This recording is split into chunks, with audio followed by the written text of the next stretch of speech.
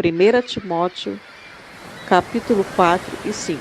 Ora, o Espírito afirma expressamente que nos últimos tempos alguns apostatarão da fé, por obedecerem a espíritos enganadores e a ensinos de demônios, pela hipocrisia dos que falam mentiras e que têm cauterizado a própria consciência, que proíbem o casamento e exigem abstinência de alimentos que Deus criou, para serem recebidos com ações de graças pelos fiéis e por quantos conhecem plenamente a verdade.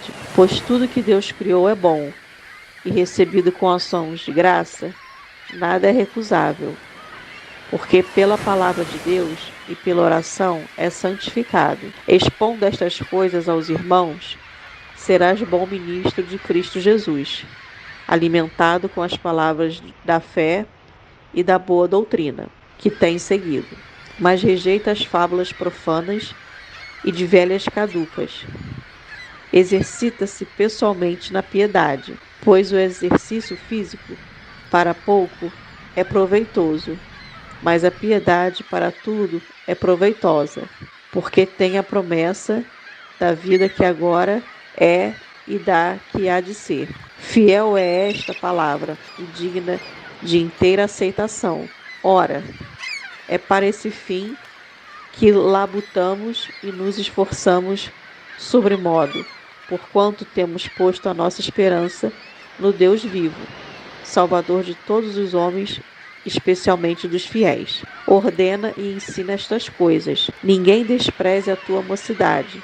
Pelo contrário, torna-te padrão dos fiéis, na palavra, no procedimento, no amor, na fé, na pureza.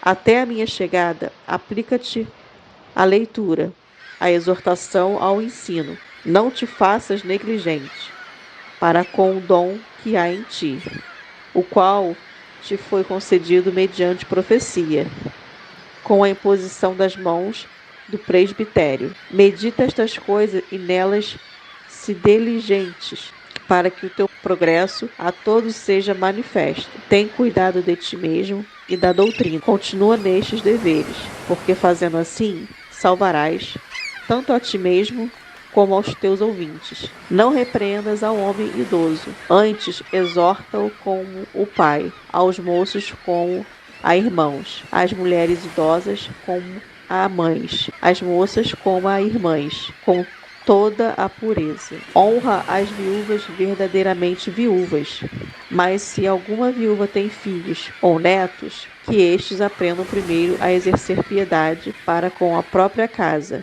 e a recompensar seus progenitores, pois isto é aceitável diante de Deus. Aquela, porém, que é verdadeiramente viúva e não tem amparo, espera em Deus e persevera em súplicas e orações, noite e dia. Entretanto, a que se entrega aos prazeres, mesmo viva, está morta. Prescreve, pois, estas coisas, para que sejam irrepreensíveis. Ora, se alguém não tem cuidado dos seus, especialmente dos da própria casa, tem negado a fé, e é pior do que o descrente.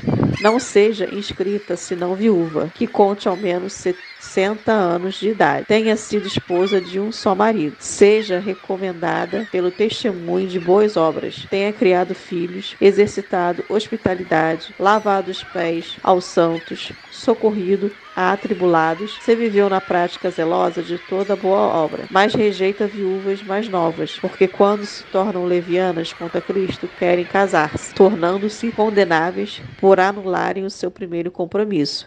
Além do mais, aprendem também a viver ociosas, andando de casa em casa, e não somente ociosas, mas ainda tagarelas e intrigantes, falando o que não devem. Quero, portanto, que as viúvas mais novas se casem, criem filhos, sejam boas donas de casa e não deem ao adversário ocasião favorável de maledicência. Pois, com efeito, já algumas se desviaram seguindo a Satanás. Se alguma crente tem viúvas em suas famílias, socorra-as e não fique sobrecarregada a igreja, para que esta possa socorrer as que são verdadeiramente viúvas. Devem ser considerados merecedores de dobrados honorários os presbíteros que presidem bem, com especialidade os que se afadigam na palavra e no ensino. Pois a Escritura declara: não amordaces o boi quando pisa o trigo. E ainda: o trabalhador é digno de seu salário. Não aceites denúncias contra o presbítero, senão exclusivamente sob o depoimento de 2 ou 3 testemunhas. Quanto aos que vivem no pecado, repreenda-os na presença de todos, para que também os demais temam.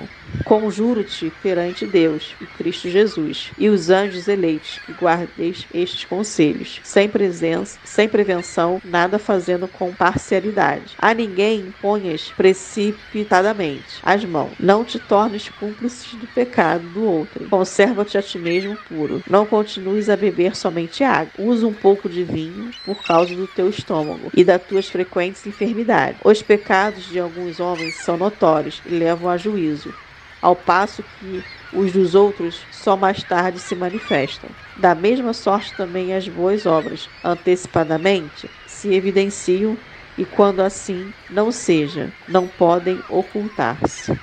2 Timóteo, capítulo 3, do 1 ao 7, que diz assim: os males e as corrupções dos últimos dias. Sabe, porém, isto: nos últimos dias sobrevirão tempos difíceis. Pois os homens serão egoístas, avarentos, jactanciosos, arrogantes, blasfemadores, desobedientes aos pais, ingratos, irreverentes, desafeiçoados, implacáveis, caluniadores, sem domínio de si, cruéis, inimigos do bem, traidores, atrevidos, enfatuados, mais amigos dos prazeres que amigos de Deus, tendo forma de piedade, negando-lhes, entretanto, o poder. Foge também destes, pois entre estes se encontram os que penetram sorrateiramente nas casas e conseguem cativar mulherinhas sobrecarregadas de pecados, conduzidas de várias paixões, que aprendem sempre e jamais podem chegar ao conhecimento da verdade.